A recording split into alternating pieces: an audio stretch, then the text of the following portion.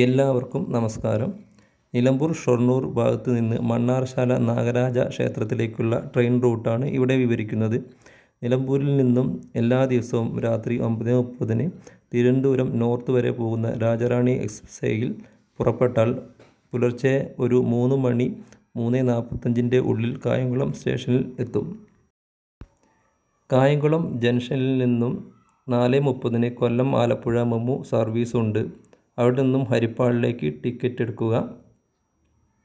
ആദ്യത്തെ സ്റ്റോപ്പ് ചെപ്പാട് ഹാൾട്ടാണ്. അവിടെ ഇറങ്ങരുത്. ഇതാണ് ആ കാണുന്നത്. രണ്ടാമത്തെ സ്റ്റോപ്പാണ് നമ്മൾ ഇറങ്ങേണ്ടത്. മണ്ണാറ ശ്രീനാഗരാജ ക്ഷേത്രത്തിലേക്ക് പോകാനുള്ള ഇവിടെ ഇറങ്ങുക.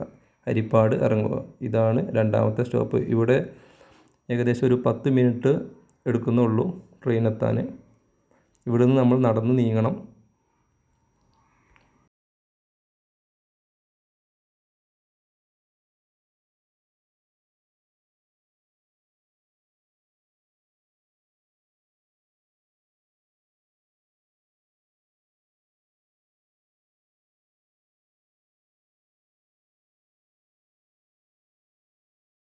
അങ്ങനെ ഹരിപ്പാട് റെയിൽവേ സ്റ്റേഷനാണിത്.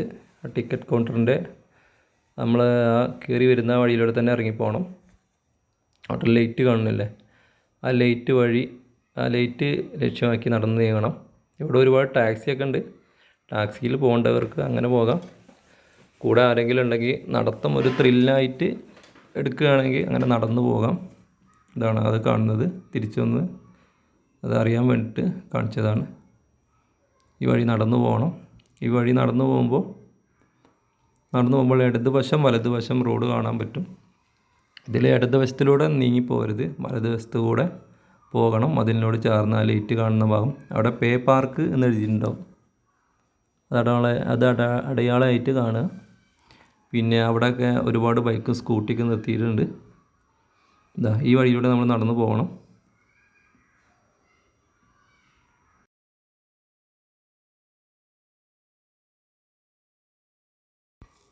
അങ്ങനെ നടന്നു പോകുമ്പോൾ ഇവിടെ നിന്ന് തിരിഞ്ഞു നോക്കിയാൽ അതാണ് കണ്ടോ, വണ്ടികളൊക്കെ നിർത്തിയിടാം. ഒരുപാട് വണ്ടികളുണ്ടാവും. പേ പാർക്ക് നമ്മൾ ഇറങ്ങി വന്ന വഴിയാണിത്. അങ്ങനെ നടന്നു പോകുമ്പോൾ ഇവിടെ ഒരു ബാങ്കൊക്കെ കാണുന്നുണ്ട്. ബാങ്കിൻ്റെ ലൈറ്റും കാണാൻ പറ്റും. അവിടെ ഒരു റോഡ് കാണാൻ പറ്റും. അത് NH റോഡാണ്. പണി നടന്നുകൊണ്ടിരിക്കുകയാണ്. വണ്ടികളൊക്കെ അതിൽ പോകുന്നത് കാണാൻ പറ്റും. ആ വഴി നടന്നു പോകുമ്പോൾ വലതുവശം തിരിയുക. ഇവിടുന്ന് വലതുവശം. അപ്പോൾ ഇവിടെ ഒരു ചൈതന്യ ഐ കെയർ സെൻറ്റർ കാണാൻ പറ്റും. അവിടെ നിന്ന് നടന്ന് നീങ്ങി അപ്പോൾ തന്നെ ഒരു ഇടതുവശത്തായിട്ട് KSRTC ഹരിപ്പാട് കാണും. ആ വഴിയിലേക്ക് നടന്നു പോവുക. അപ്പോൾ തന്നെ ചെന്ന് ഒരു KSRTC നമുക്ക് ബസ് അവിടെ നിന്ന് കിട്ടും. അത് മണ്ണാർശാലയ്ക്കുള്ള റൂട്ടായിരിക്കും. ചോദിച്ചു പോകണം. അവിടെ ഇറങ്ങുക. ഇവിടെ കൊട്ടൂർ ജംഗ്ഷൻ എന്നാണ് പറഞ്ഞത് ഡ്രൈവർ. അവിടെ ഇറങ്ങുക. ഇത് ഒരു 4 കൂടിയ ഒരു ജംഗ്ഷനാണ് റോഡ്. ഇവിടെ ഇറങ്ങുക. ആ വണ്ടി പോയി. അതിന് നേരെ ഓപ്പോസിറ്റ് കാണാൻ പറ്റും ഒരു ദേവീക്ഷേത്രത്തിൻ്റെ ബോർഡ് കാണാൻ പറ്റും. അത് ആ വഴിയിലൂടെ പോയി കഴിഞ്ഞാൽ കാണാൻ പറ്റും. എഴുതിയിട്ടുണ്ട് ശ്രീ കോളോത്ത് ദേവി ക്ഷേത്രം. ഇതാ റൂട്ടിൽ പോകണം. ഇതിൻ്റെ നേരെ ഓപ്പോസിറ്റ് നമ്മൾ പോകണം നാഗരാജ ക്ഷേത്രത്തിലേക്ക്. ഇവിടെയൊക്കെ പ്രത്യേകം എന്താ വെച്ചാൽ ഒരുപാട് കുടുംബക്ഷേത്രങ്ങളുണ്ട്. അത് നടന്നു പോകുമ്പോൾ കാണാൻ നല്ല രസമാണ്.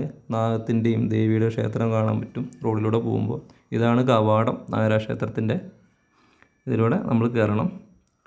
അപ്പോൾ ഇടതുവശത്തായിട്ട് ഒരു വിശ്രമ കേന്ദ്രം കാണാൻ പറ്റും. അവിടെ നിന്ന് നടന്നു നീങ്ങുക. അപ്പോൾ അവിടെ കാണാൻ പറ്റും ഒരു അന്നദാന മന്ദിരം. ഇത് ഇടതുവശം നടന്നു നീങ്ങുമ്പോൾ ഇടതുവശത്താണ് ഇത് കാണുന്നത്.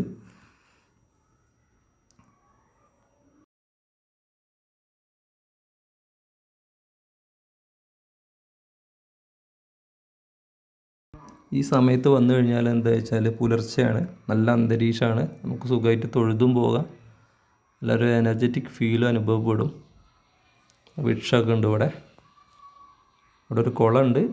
ഈ കുളത്തിൽ ഇറങ്ങുമ്പോൾ സൂക്ഷിക്കണം എന്നാണ് പറഞ്ഞിട്ടുള്ളത്. കൈകാല് കഴുകുമ്പോൾ ഇവിടെ എഴുതി വെച്ചിട്ടുണ്ട്.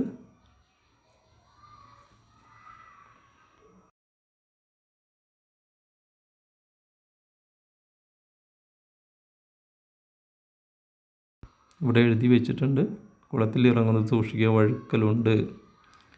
പിന്നെ അതിൻ്റെ ആ ഭാഗം കാണാൻ പറ്റും. ഇത് നമ്മൾ തൊഴുത് വരുന്ന അമ്പലത്തിൽ കയറി തൊഴുത് തിരിച്ച് വരുന്ന വഴിയാണ്. ആ റോസ് ഇത് കാണുന്നില്ലേ, വേസ്റ്റ്, ആ ഭാഗം തിരിച്ച് വരണം. ഇവിടെ വഴിപാട് രസീസ് കൗണ്ടർ ഉണ്ട്.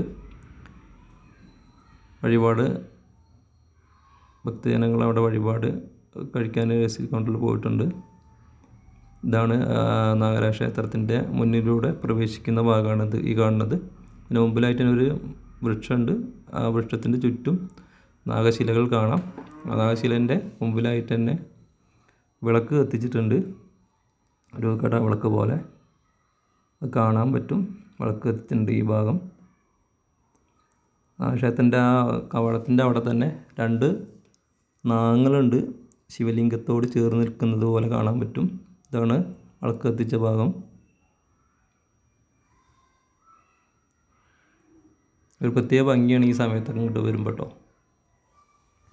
നടന്ന് നീങ്ങണം.